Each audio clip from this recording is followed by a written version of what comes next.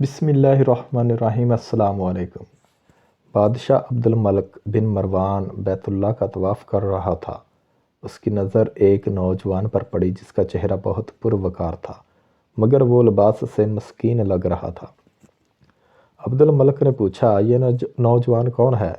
تو اسے بتایا گیا کہ اس نوجوان کا نام سالم ہے اور یہ سیدنا عبداللہ بن عمر رضی اللہ عنہ کا بیٹا اور سیدنا عمر بن خطاب رضی اللہ عنہ کا پوتا ہے۔ خلیفہ عبد الملک کو دھچکا لگا اور اس نے اس نوجوان کو بلا بھیجا۔ عبد الملک نے پوچھا کہ بیٹا، میں تمہارے دادا سیدنا عمر فاروق رضی اللہ عنہ کا بڑا مداح ہوں۔ مجھے تمہاری یہ حالت دیکھ کر بڑا دکھ ہوا ہے۔ مجھے خوشی ہوگی اگر میں تمہارے کچھ کام آ سکوں۔ تم اپنی ضرورت بیان کرو، جو مانگو گے تمہیں دیا جائے گا۔ نوجوان نے جواب دیا، اے عبد الملک بادشاہ، میں اس وقت اللہ کے گھر بیت اللہ میں ہوں اور مجھے شرم آتی ہے کہ اللہ کے گھر میں بیٹھ کر کسی اور سے کچھ مانگوں۔ عبد الملک نے اس کی پرمتانت چہرے پر نظر دوڑائی اور خاموش ہو گیا۔ بادشاہ نے اپنے غلام سے کہا کہ یہ نوجوان جیسے ہی عبادت سے فارغ ہو کر بیت اللہ سے باہر آئے، اسے میرے پاس لے آنا۔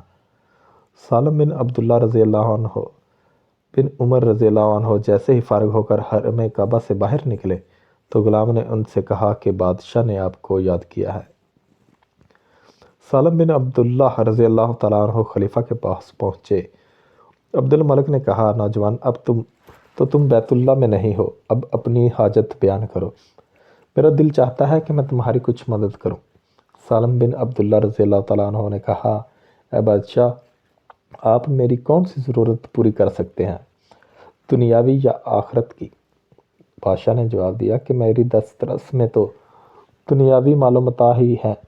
سالم بن عبداللہ رضی اللہ تعالیٰ عنہ نے جواب دیا، امیر المومنین، دنیا تو میں نے کبھی اللہ سے بھی نہیں مانگی جو اس دنیا کا مالک کل ہے۔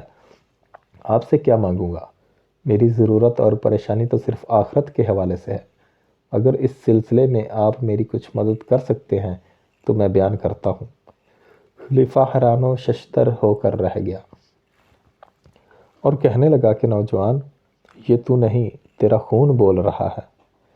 بادشاہ عبد الملک کو حیران اور ششدر چھوڑ کر سالم بن عبداللہ رضی اللہ تعالیٰ عنہ رحمہ اللہ وہاں سے نکلے اور حرم سے ملحقہ گلی میں داخل ہوئے اور نظروں سے اوجھل ہو گئے۔ یوں ایک نوجوان حاکم وقت کو آخرت کی تیاری کا بہت اچھا سبق دے گیا۔ کیا آپ نے بھی آخرت کے بارے میں کچھ سوچا؟ نہیں سوچا تو اللہ کے واسطے ابھی اسی لمحہ سے سوچے، کیا پتہ اگلا لمحہ نصیب ہو یا نہ ہو۔ اللہ حافظ۔